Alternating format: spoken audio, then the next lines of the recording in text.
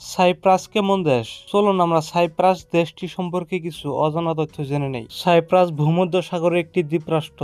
এটি ইউরোপ মহাদেশের অন্তর্গত। আয়তনের দিক থেকে ইতালির দুটি দ্বীপ সিসিলি ও সার্ডিনিয়ার পরে এটির অবস্থান।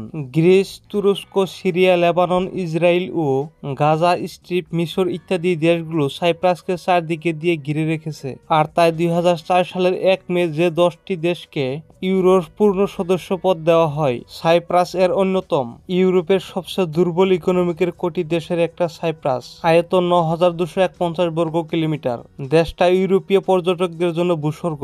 নিকোসিয়া সাইপ্রাসের রাজধানী শহর। সাইপ্রাস এর মাঝামাঝি জায়গায় রাজধানী নিকোসিয়া অবস্থিত। এটা এখন দুভাগে বিভক্ত। দ্বীপটির জনসংখ্যা বড়জোর 13 লাখ। ঢাকার জনসংখ্যার চেয়ে অনেক কম। 2011 সালে দ্বীপ দেশটি মস্কোর কাছ থেকে 2.5 বিলিয়ন ইউরো ধার নেয়। ব্যাংক ব্যবস্থা বাঁচাতে হলে যত টাকা কড়ির প্রয়োজন সাইপ্রাসের তা নেই। এখানে সাইপ্রাস মার খেয়ে গেছে। সাগর বিস্তৃত এই দ্বীপরাষ্ট্র দুটি বা টুকরো দুটোর নাম সাইপ্রাস।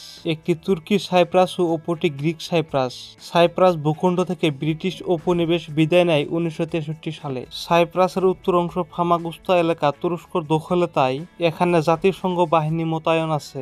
নিকোসিয়া সাজানো শহর, তবে পর্যটকদের ভিড় নেই। একসময় ফামাগুস্তা সাইপ্রাসের অন্যতম পর্যটক কেন্দ্র ছিল। 1983 সালে উত্তর সাইপ্রাস নিজেদের স্বতন্ত্র দেশ হিসেবে ঘোষণা দেয়। তুরস্ক ছাড়া কেউ তাদের স্বীকৃতি দেয়নি। অর্থনৈতিক ও রাজনৈতিক দিক থেকে পুরোপুরি বিচ্ছিন্ন উত্তর সাইপ্রাস। উত্তর সাইপ্রাস বলা যায় একতরফাভাবে বিচ্ছিন্ন রয়েছে পুরো বিশ্ব থেকে। বিমান যোগাযোগ, ব্যবসা বাণিজ্য সবকিছুই উত্তর সাইপ্রাসকে করতে হয় তুরস্কের মধ্য দিয়ে।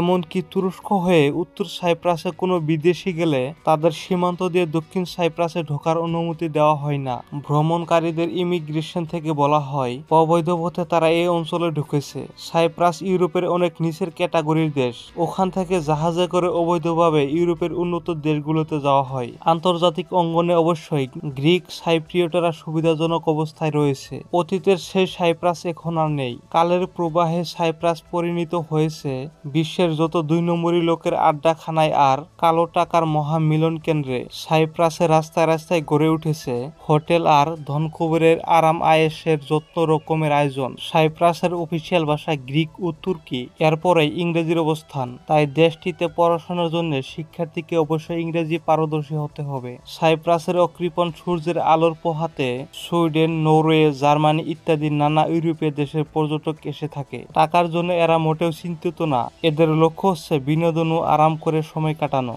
লিমাসল সাইপ্রাসের দ্বিতীয় বৃহত্তম শহর এবং দ্বীপের প্রধান সমুদ্র বন্দর। এটা মঠ শিল্পের কেন্দ্র এবং প্রসিদ্ধ হলিডে রিসোর্ট। প্রকৃতির অফুরন্ত সৌন্দর্য দেখার জন্য পাহাড়ের পাদদেশে গড়ে ওঠা গ্রামগুলো দেখা যায়। সুন্দরভাবে গোছানো এবং দূরত্ব বজায় রাখা। দেশটা গিঞ্জি নয়, সবকিছু আস্তে আস্তে তৈরি হচ্ছে নতুন পরিকল্পনা অনুযায়ী। বন্ধুরা, যদি ভিডিওটি ভালো লাগে থাকে তাহলে লাইক করবেন, শেয়ার করবেন। আর চ্যানেলটিতে নতুন এসে থাকলে সাবস্ক্রাইব করে বেল নোটিফিকেশনটা অন করে রাখবেন।